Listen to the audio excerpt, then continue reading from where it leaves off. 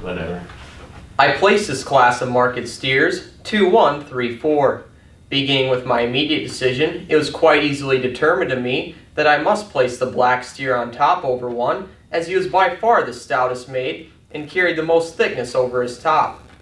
Furthermore, he substantially was the most expressive about his dimensional and muscle pattern, in which he extended from his front shoulders across his top and down through his rear quarter, and altogether would more than likely have the most productivity throughout his loin, along with it being the heaviest and highest yielding. However, I do have to note that one was cleaner throughout his front and carried a less wasty brisket, but I decided that this was not enough to lift him up off of second, as he still did give up too much muscle quality and mass.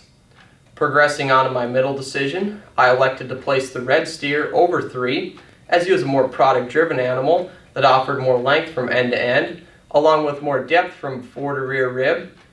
Along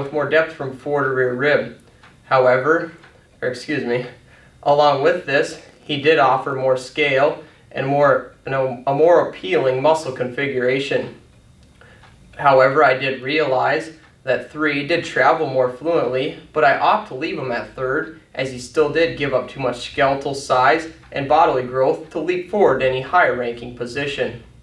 Rolling on with my final decision of 2 more show influence steers, I decided to go with the Baldy over 4, as he was a more complete and better balanced steer that simply had a better side view profile, along with more dimension and width, that he stood down on more substance and circumference of bone. However, I do have to give some credit to 4, the smoky steer of the class, as he was stronger and more level across his top line, but it was quite evident that he had to bring up the bottom with his poor muscle mass and how poorly he traveled off his rear too. Altogether, he will more than likely have the least shapely carcass and the least productive one on the rail. Thank you.